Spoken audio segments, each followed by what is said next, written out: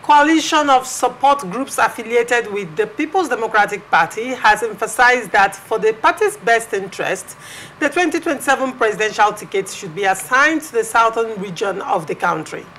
This statement comes in light of former presidential candidate Atiku Abubakar's intention to run for the presidency under the party's banner. Grema Mohammed, the national coordinator of the coalition, also known as the Coalition of PDP Intellectuals, stated, "As we build up to 2027, we are staunchly warning the leaders of our party that this time we must put the party first and return the party to the southern part of the country." During a press conference on Tuesday in Abuja, the coalition's publicity secretary, Usman Saidu, expressed commitment to restoring the PDP to its former prominence by positioning it for presidential victory in 2027. The group said, "We are calling for a twin reform of zoning the party ticket to the south and seeking out competency and ability as a guiding benchmark, saying PDP cannot afford another mistake. We cannot continue to drain the energy and resources of the party members in vain, all because institutions that are responsible for doing the right thing are failing in their duties." The group also urged individuals who consistently seek the party's presidential ticket, regardless of circumstances or demands of the times, to recognize that supporting others is a form of service. They emphasized that the primary concern of every PDP member should be the party's success in the presidential election. Therefore, their personal interest should align entirely with the party's interest, no matter the cost. Honorable Kingsley Akamifle, what do you make of this position by PDP Group? First, politics, like the last time I came here, is of interest. You know, so whatever group you think is canvassing for a southerner, they are all doing that because of their political interest. For me, as a behavioral scientist, I don't believe that there should be anything zoning in politics. Okay. Yes, Why do you say so? I don't believe so. All the while we've zoned political positions, what have we gotten? We've gotten nowhere. I think that it is a game of contest. Those who have all it takes to contest for positions should come out and contest. And all this while, if you look at the various primaries of different political parties, there has never been any time it has been exclusively open to one political region, be it PDP or APC or whatever party. In the last presidential election, you look at those who contested both in PDP and in APC. People from the north contested. Those who are from the south also contested. So if you think you have the capacity to outrun your opponent, come out and contest and win. This exclusivity, it must be from the south. When you get to the south, it must be from the south. Probably because there are because of the existing challenges, considering Nigeria's heterogeneous makeup. Nigeria is complex. Now, the voter strength, according to statistics, it's in the north. It's in the north. Good. And when you're talking of the north, you talk of Kano first. Check out the population in the north as against what is obtainable in the south.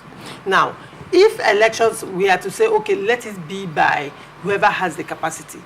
Elections is a function of number as well. You cannot take number away from the equation. Good. Right? Unless maybe we talk about rigging. And when you talk about rigging, your guess is as good as mine. I mean, which region has the highest number of underage voters and every election it appears to happen, and I have never heard any time that these regions with massive underage voting, elections were cancelled by INEC in those regions. It has never happened before. So when you look at all these things, it appears that the variables, everything appears to be stacked up against the south.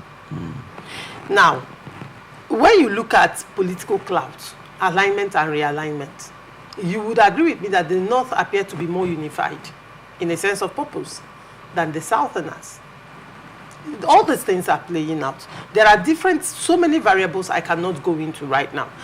But when you look at it critically, one would say, if we are to go by what you have said, will the South ever have an opportunity of clinching the presidential ticket. Let me completely disagree with you. All right, go ahead. First, I disagree with you in the area I talked about underage voters. You could say alleged underage voters, because INEC have never told us that there were underage voters in the north. It was. Has INEC ever come out to say election was? But they are the umpires. Hold on. Has INEC? Yes. I have been an election observer, by the way. Okay. And I've been experienced in the process of elections, starting from the campaigning to I have been part of NGOs working to give people orientation on election to protect their franchise. I have been there. I have witnessed a lot of things. I have written reports that have been published on international platforms. And I'm telling you what is. Now, if you say this is what it is, although election happened, there were allegations against INEC. INEC came out to say the election was, to a large extent, it was free and fair. Although election happened, INEC, there were also allegations. INEC came out to say the elections were free and fair. Are you expecting INEC to cook a soup and come out and tell you the soup it cooked is sour? Are you expecting that? But what I am looking at is what is on ground, what has been obtainable. Allegedly, not allegedly, there are video evidences to that. So I am not expecting anything different from INEC, but I'm looking at the reality of Nigerian political system, the reality of Nigerian electoral exercise, what happens in these exercises.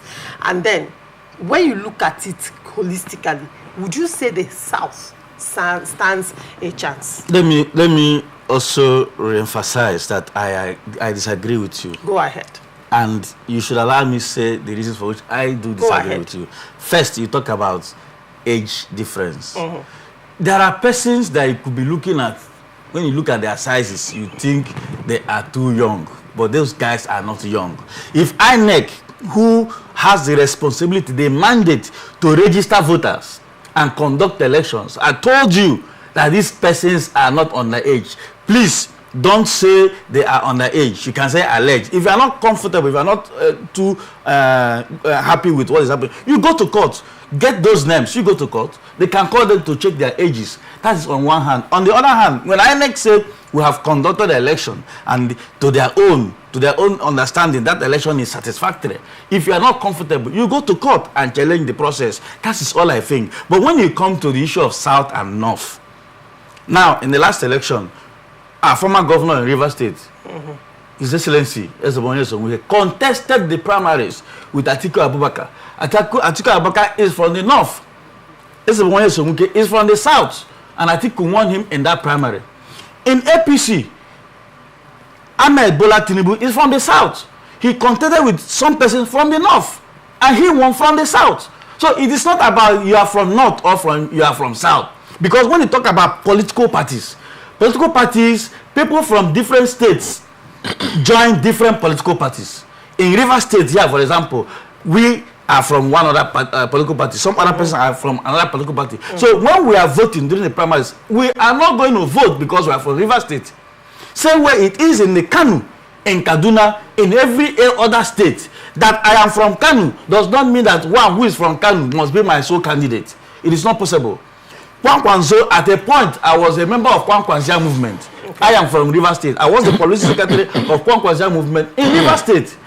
You know, so if Kwankwanzo had an opportunity then to conduct that primary, I would have voted for my own person. Not because he is from the north or from the south, but because that is my own interest. That's why each time I want to talk about politics, I'll first of all let you know that politics is of interest. That one is from Rivers State does not mean that I must support him. If my interest is not aligned with his own interest, there is nothing that will make me support him. I will support the person I think that if he becomes a president or a governor or whatever, my own interest will be protected. Okay. And so it is in the north. Now, our current president, you remember that the senior president as at then Lawa contested for that primary election. You remember? Because I was there at Ego Square. I was a delegate. And so if he had contested against a Northerner, also knowing that the Northerner was a sitting president, and if it is done in that issue of because I'm a Northerner, I'm going to vote a Northerner, our current president would have won that primaries. And so it is not done like that. It is our of interest. And so that North or Kanu, as it were, has the largest population, does not mean that if a Kanu man comes out today, he's going to win an Owerri man or an Imo State person. No, it's all about interest. I think that should be this fair play. Everybody who has all it takes to contest for election should be given that free chance, that access to contest election. You go and canvass for votes. Is there fair play? There has been fair play. If Tinubu could win primaries in a situation where Northerners contested and Northerner was a president who even never wanted him at a point, and he won that primary, I think it was a fair play. Talking about Tinubu emerging as the presidential flag bearer of APC in 2023. If I may ask you, was there any gentleman's agreement in the political stratosphere in Nigeria that it was the time of the South? Those gentlemen agreement, was there ever one? I don't think, because I was not with them. I didn't contest. I was not a candidate. Most of those agreements are not things that you bring everybody to sit down to have agreement. It is done in-house. And let me also say, if there was a gentleman agreement, those Northerners, especially Lawa, who contested even up to the point where he failed at Ego Square, wouldn't have contested. That there was an agreement, does that mean that everybody will agree to that agreement? And that doesn't make it a gentleman agreement. If an overwhelming majority goes with that agreement. Overwhelming majority does not play in the point where even those who had stakes, major stakes, were there and they were won. Remember, the president, as at the time of that primary, never supported Ahmed Tinubu to win that primaries. And if he was a sitting president, and the senior president, as at that time, who is also a major player in that season, also contested, and they were all won, would you now say that there was that gentleman agreement? Who now had that gentleman agreement? If the president, the senior president, these are major stakeholders who were supposed to stand by whatever agreement it was. Who were supposed to stand? Who were, if there was an agreement, these ones were supposed to stand by those agreements, as it were. Now, they were seated there, right there at the Ego Square, and that person won that primaries. Would you now say that there was a gentleman agreement? Have you ever seen a situation where, even at the state level, someone overthrows an incumbent during primaries and also during the main elections? Has it ever happened? It has happened. So then, what happened at the presidential level? Was it a gentleman agreement? Well, I asked you a question. Yeah. That there was a gentleman agreement. Does it mean that everybody will agree? You said no. If we for people that do not agree, they are now at liberty to go contrary to that agreement. I see politics as interest. That we are saying the same thing. And I voted there based on interest. They may not have agreed to that gentleman's agreement because it did not align with their interest at that point in time. That is interest. Which means a gentleman's agreement was existing, but for the people who felt it did not align with their interest, did otherwise. And who now had that gentleman agreement? If the majority, you are a politician, if the majority of the persons there who are supposed to be part of that agreement never had any agreement, never agreed to anything, where was that gentleman agreement? Didn't they want to contest? I think that now, at the PDP, on the part of PDP, that was also part of the crisis that happened in PDP. What crisis? Because Atiku emerged again. And that was one of the reasons that the PDP was divided. PDP was not divided because of Atiku's emergence. During the presidential. It was not because of Atiku's emergence. Before we come back to that one, right. let Nze speak. Nze, what do you have to say to this story? Well, welcome from the Wahala. Because at a point I was just enjoying the show, because I felt that if the truth is being aired out, there is no point trying to mix up issues. But from the point of is it the PDP? The PDP group saying that presidential ticket to be zoned to the south. Now, yes, they have made the assertion and they put out some certain write-ups that look juicy. But I discovered that in Nigerian politics, we have good talkers and very poor doers. Yes, bad doers and good talkers. Okay. We see it in the politics, we see it even in the church, where the preachers will preach very sound message, but when you come close to their personal lives, you'll be looking for what they stood for on the pulpit. But however, coming to this reality, I see the position of the PDP elites. I see that as a game trying to play a mind game on the people of the South. Because as it stands today, I see PDP as a child with running stomach. And it will be very wrong for somebody that is having running stomach to go and contest in a wrestling competition. No, you will definitely fail. Yes, but the way it stands today, PDP is not a match to APC in the today. And by, I don't know if I would say by APC way of doing things or by just providence, all the opposition, the likely opposition parties that should have constituted a strong opposition against APC in 2027 have been polarized, all of them. You look at the Obedient Movement, you look at the Labour Party, you look at the PDP. So, and for people to begin to, agitate for PDP to zone their presidential ticket to South, to me, it's a letdown to the South, because it will even weaken the PDP the more. But if they have said, okay, let us, if they want to give life to PDP, zone PDP to the North. Yes, but this time around, not just the North. Decide whether Northeast or Northwest. Or North Central. PDP chairman, national chairman. No.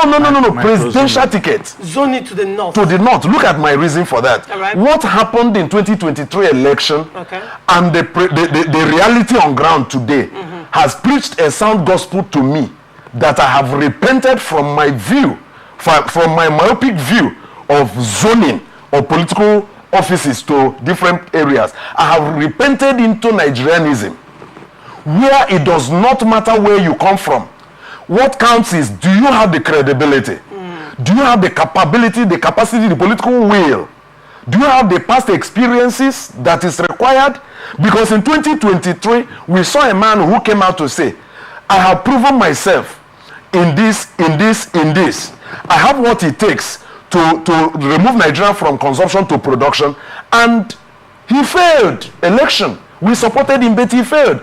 And the man who said that he fixed Lagos, which was a very nice message he preached to Nigerians, that he fixed Lagos, and what he did in Lagos, he will replicate in Nigeria. And he came up to Abuja, and Abuja bujad him.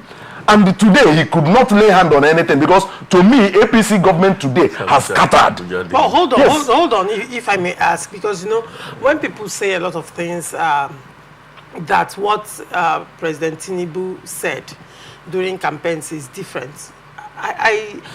Sometimes I wonder. He's been on video, on record, when President Tinubu, when he was not yet president, and he was advising the president in a conference, when he was speaking on how to resuscitate Nigeria's economy, he said to reduce spending, there was a language he used, the ability to spend, the spending ability of Nigerians should be reduced. He talked about taxation. When he was the governor of Lagos State, Tinubu, in fact, reinvented taxation in Lagos State. Lagosians were taxed heavily, but the IGR of Lagos State increased as well. Astronomically. Very well. Increased as well. So I do not see anything different from whom he has always been. Do you understand? Probably Nigerians did not understudy Tinubu's governance when he was a governor. And when he was talking about reducing the spending ability of Nigerians. And ironically, when he gave that advice, people were clapping.